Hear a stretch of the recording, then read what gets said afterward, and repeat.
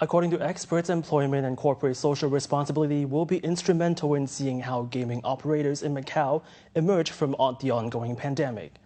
In a webinar hosted by the Buhay Foundation, 3 speakers laid out the challenges and opportunities the crisis is creating for all stakeholders involved, and the long road to recovery ahead. What comes next for Macau's gaming industry? In a webinar hosted by the Buhay Foundation, 3 experts discussed possible scenarios for Macau's recovery from the epidemic. But all shared a common tone. Although recovery is possible, it's going to take a long time and be painful. And with the gaming concession retendering process coming up, the profits gained by the gaming companies, and what leverage that gives to the government now and going forward, was heavily debated. Unless the labor relationship between the employer and the employee is terminated, disappears. There's an obligation to pay a salary, and without the agreement of the employee, and without the termination of that labor agreement, the concessionaires itself are not able to reduce their salary to the employee. That is precisely, there is no hidden weapon. The weapon is transparent.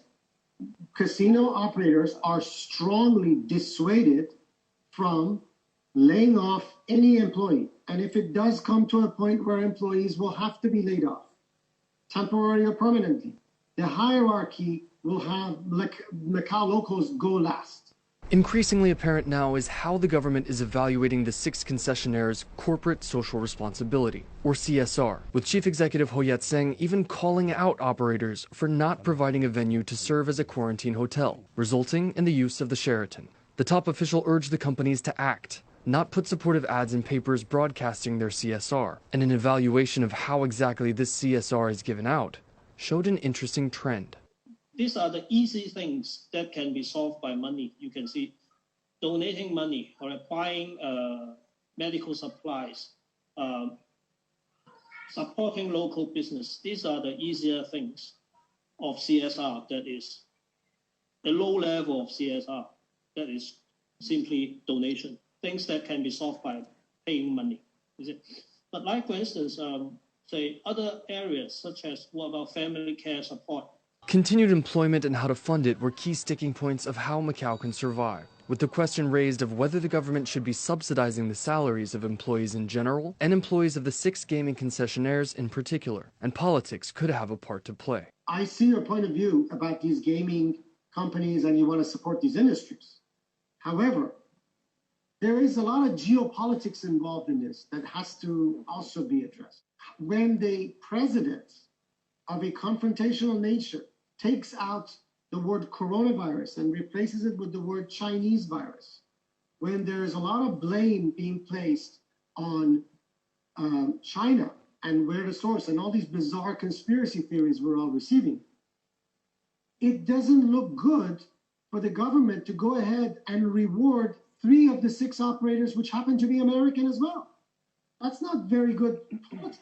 But experts agreed that even if Macau is able to maintain its citizens employed, a possible vaccine is developed, and the SAR can completely reopen its borders, that's no guarantee that its same customers will return, or want the same product mixture they wanted before. In the meantime, operators are spending millions just to stay open, with almost no one at the gaming tables, and a tender deciding the fate of their operation coming up. A strong reason to continue forging through the downturn and dig deeper into their pockets. Around 200 students resumed practical classes in the Macau Institute for Tourism Studies. Theory classes will continue to be delivered through an e-learning platform. Some higher education institutions resumed classes from the beginning of this month. Since April 1st, the Macau Institute for Tourism Studies restarts some of its classes. According to the registrar of the institution, the class resumption is divided into 2 phases, and only practical classes are being resumed for now.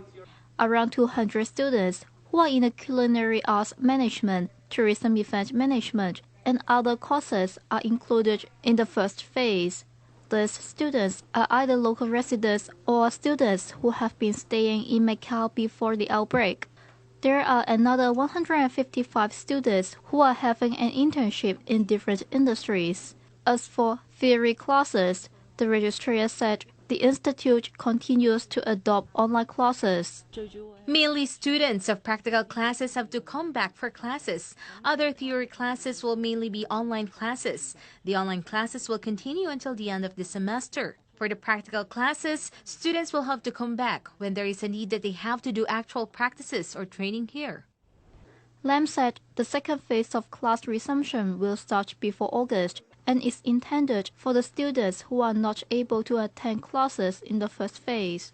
Regarding the students' assessment, the registrar said using the students' results in online classes as an assessment is feasible and a future online examination is not ruled out.